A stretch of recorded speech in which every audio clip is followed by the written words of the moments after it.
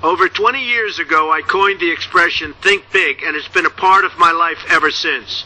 It's also come true. I became an even bigger success after I said it than I was before. And that's one reason I think it's an important way to think. It obviously works, and that's what I'm going to talk about today. What I said exactly in my first book, The Art of the Deal, is as follows. I like thinking big. I always have. To me, it's very simple. If you're going to be thinking anyway, you might as well think big. That book was a bestseller, and it's considered a business classic at this point. But I never thought those words would become bestsellers in their own right. It's an interesting point that I'm famous for two very short statements. Think big and you're fired. But let's stick to the first one for today. And I'd suggest strongly that you pay attention so that you won't have to hear the second one. Thinking big starts with the details and grows from there. Because I'm a builder, I'm very aware of the importance of having a good foundation. You can't take chances in construction. You can't be haphazard and say, well, maybe this will work, maybe it won't, so let's try it and find out. Because a lot of people will be at risk. I have to know if something will work or not. Every inch has to be accounted for. In other words, thinking big starts with being thorough. So number one, be thorough. Don't count on happenstance to get you anywhere, because it won't. Number two, get a momentum going and keep your momentum going. You have to have big ideas, but you've got to have the energy to get them done, which can sometimes take a long time. If you don't have momentum, you will not have what it takes to get the job done. Patience alone isn't enough. I have a lawyer friend who used to refer to me as the reverse tornado who builds everything in his path. I always like that because it implies a lot of energy and a lot of momentum. And that's exactly what it takes to get anything done. So keep your momentum going. Number three, stay focused. You have to stay focused. The minute you lose focus, you will also be losing your momentum. They go together and you will accomplish a lot more, even amazing things, if you make sure you keep these two things working together for you. I've seen very talented people literally go down the drain because they couldn't seem to keep their focus long enough to get anything done. In this day of multitasking, that can be a real challenge, but it's absolutely necessary. Ask yourself this question: what should I be thinking about right now? That simple question can restore your focus in no time at all. And your answer right now should be listening to Donald Trump. Number four, look at the solution, not the problem. This is very important if you ever want to learn to think big. And here's why. No matter what you do, you're bound to run into problems. It's just part of life, a part of business, a part of anything worth doing. If you let the problems get in your way, they'll become bigger than your idea was to begin with, and you will be a wipeout. No matter how bad things look, keep your focus on the solution, and you will be surprised how things can work out, and work out properly. One way I do this is to ask myself when confronting a possible problem, is this a blip or is this a catastrophe? A catastrophe is something like an earthquake, a tsunami, a war, and so forth, and a blip is everything else. Right away you'll have the right perspective and your equilibrium will be restored. So keep your focus on the solution. Number five, see opportunity for what it is, an opportunity. For example, why are you listening to me today? Curiosity? You like me? You don't like me? You want to learn? You have nothing else to do? You want to hear me tell you you're fired? I hope not. But whatever your reasons might be, they've brought you to a good place to get involved and to learn. And that's an opportunity right there. People think that because I'm rich and famous that I know everything. I know a lot, but one thing I know is that I don't know everything. So I ask myself this question every day. What can I learn today that I didn't know before? And you know what? I learn something new every single day. That's a big reason for my success, and the same thing can apply to you. Take the time to see today as an opportunity, and you'll be surprised by what can come your way. Be open to new ideas, and you will be creating your own opportunities before too long.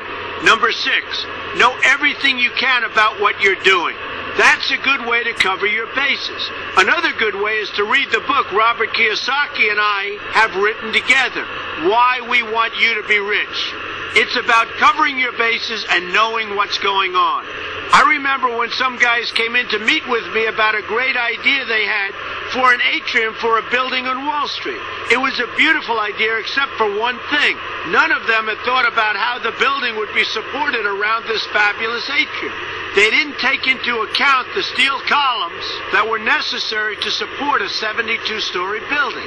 A very big and embarrassing oversight that could have been avoided if they'd taken the time to think about what they were doing. Don't let that happen to you. Know what you're doing first. Number 7, be lucky. Remember the old saying, the harder I work, the luckier I get. Well, it happens to be true. It works for me, and I've encountered some pretty big successes. But this goes along with something that's absolutely necessary for great success. Be passionate. You have to love what you're doing if you want to be successful at it. My father told me that it's absolutely true. I might work 7 days a week, but it doesn't seem like work to me because I love what I'm doing. If you don't like what you're doing, find something else to do, or do it part-time until you can find something full-time. You will never be successful, happy or healthy, unless you're doing what you love to do. That's just the way it is. So give it some thought. In fact, give it a lot of thought. For example, if you're feeling frustrated, there are 2 ways to look at the situation. Frustration can mean that maybe you're expecting too much, or it can be an indication that you know you should be, or could be, doing more. Use frustration as a motivator. Use it to get where you want to go instead of staying where you don't want to be. But above all, be passionate. That's the fast track to success, no matter what your interests are. Number 8, see yourself as victorious. That can zap negativity immediately and put a positive spin on problems. I've gotten to the point where I see problems as challenges that I'll enjoy meeting and dealing with. My point here is that no matter what you do, you will encounter problems. Why not see them as challenges instead and know that you are more capable of dealing with them? That's positive thinking with a realistic slant. When I go into negotiations, I keep an open mind to what may happen. But I can tell you that there's already a done deal attitude on my part. I've already thought the process through to the extent that I know everything will be better off if they agree with what I've come up with because I've taken both sides into account. I enter the situation with a victorious attitude, and I've had enough victories to know that this attitude works. Use it. Number 9, be smart. Know that you have something unique to offer because you do use the tools that are provided for you and remain open to new ideas. That's being smart. That's also where innovation comes from. Being smart means you know how to use what you've got. That doesn't mean there's nothing left to learn, but it means that you will have the ability to learn and move forward with success. And success is very important. Success is what you want. Just be successful. Believe me, you'll be happier. I know people who have had very few real advantages in life, and yet they've managed to become giant successes. They figured out how to use what they had, not to dwell on what they didn't have. I'm convinced that everyone has something useful to offer, and if you apply yourself diligently, you'll find that you have what it takes to succeed, and you're going to be a lot happier for it. Number 10, above all, never give up. Never, never, never give up. The only time you will be a failure is if you quit trying. Only losers quit. The biggest losers in the world are quitters. Winners keep on going. So whatever you do, never give up. My father always used to harp, never give up, son, never give up. Don't ever quit. I never want to see you give up or quit. Well, my father was a smart guy, and I listened to him. And remember, think big. A good way to start is to read our new book, Why We Want You to Be Rich. 2 men, 1 message. There's a lot of great advice in there for you, and I expect you to pay attention. You're going to do fantastically well.